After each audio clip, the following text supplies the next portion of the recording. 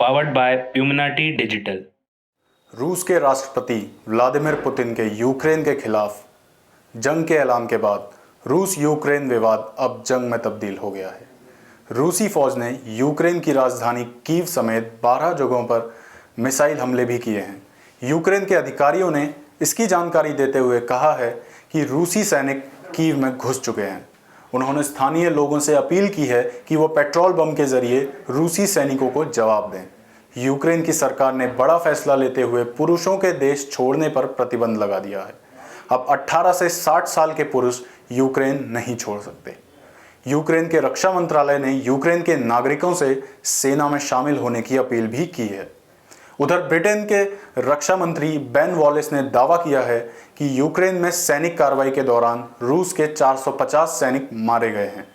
Britain के news channel sky news से बातचीत में उन्होंने कहा है कि रूस पूरे यूक्रेन पर आक्रमण करना चाहता है। अमेरिकी विदेश मंत्री एंटनी ब्लिंकन ने एक इंटरव्यू में कहा है कि पुतिन यूक्रेन की सरकार को गिराने की कोशिश करेंगे। यह रूसी योजना का हिस्सा है। यूक्रेन की चारों तरफ से घेराबंदी हो रही है। रूसी हमला यूक्रेन से आगे भी संभव है, लेकिन अमेरिका नेटो सदस्यों के रक्षा के लिए प्रतिबद्ध है। नेटो के किसी भी सदस्य पर हमला हुआ तो सभी सदस्यों पर हमला माना जाएगा। राष्ट्रपति बाइडेन ने साफ कर दिया है कि नेटो के हर इंच की सुरक्षा होगी।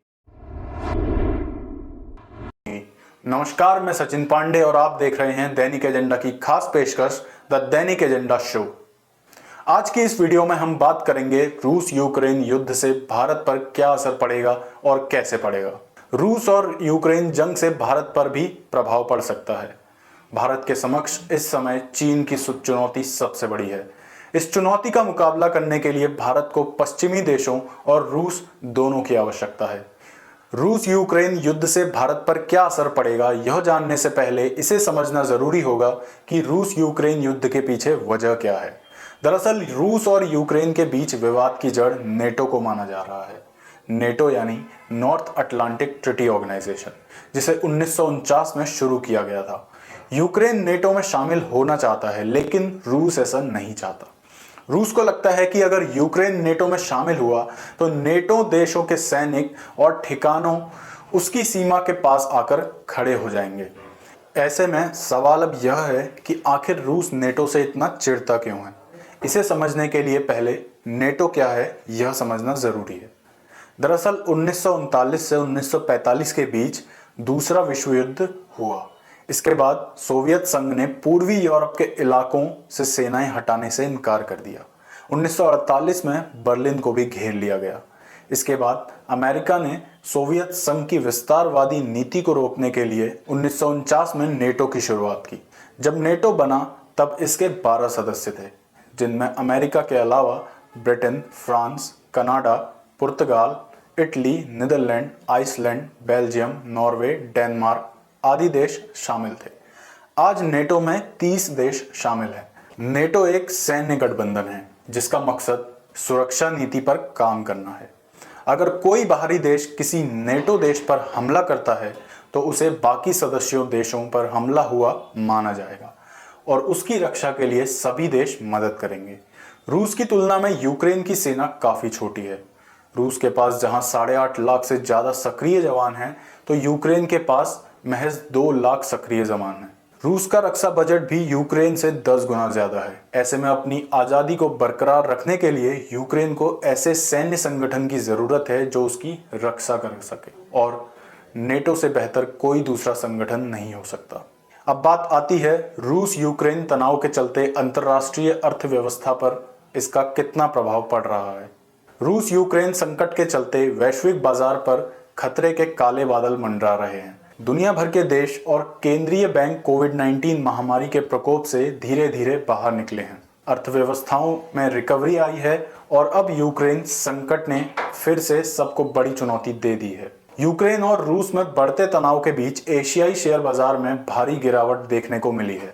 अंतर्राष्ट्रीय बाजार में तेल की कीमत 7 साल में सबसे ऊंचे स्तर पर पहुंच गई है।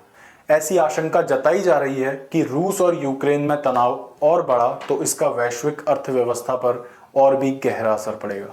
दुनिया भर में तेल का सप्लाई चेन प्रभावित हो सकता है। जब इतना जान ही लिया है तो यह भी जान लीजिए कि रूस यूक्रेन युद्ध से भारत पर क्या असर होगा। स्वीडिश थिंक टैंक सिप्री यानी Stockholm International Peace Research Institute की रिपोर्ट के अनुसार भारत की करीब 60% सैन्य आपूर्ति रूस से होती है और यह एक बेहद अहम पक्ष है। जब पूर्वी लद्दाख में चीन और भारत के सैनिक आमने सामने हैं, ऐसे में यूक्रेन के मामले में भारत रूस को नाराज करने का जोखिम नहीं ले सकता। दूसरी तरफ यूरोप और अमेरिका भी भारत के अहम साझेदार हैं। भारत चीन सीमा पर निगरानी रखने में भारतीय सेना को अमेरिकी पेट्रोल एयरक्राफ्ट से मदद मिलती है। सैनिकों के लिए विंटर क्लोथिंग भारत अमेरिका और यूरोप से खरीदता है। ऐसे में भारत न तो रूस को छोड़ सकता है और न ही पश्चिम को। यूक्रेन रूस संकट भारत के लिए भी किसी संकट से कम नहीं है। भारत कैसे प्रभावित होगा? रूस और यूक्रेन के बीच कोई सैन्य टकराव हुआ तो रूस पर पश्चिम के देश प्रतिबंध लगाएंगे। ऐसे में रूस यूरोप में गैस की आपूर्ति में कटौती कर सकता है। इसका असर तेल की कीमत पर पड़ेगा। यूक्रेन का डोनबास इलाका, जो रूस और यूक्रेन विवाद में सबसे अहम है और यहाँ का सबसे बड़ा रिजर्व है, ऐसी स्थिति में रूस चीन के साथ तेल और गैस बेचने की बात करेगा, जिससे वैश्विक ऊर्जा बाजार प्रभावित होगा और तेल की कीमत बढ़ सकती है।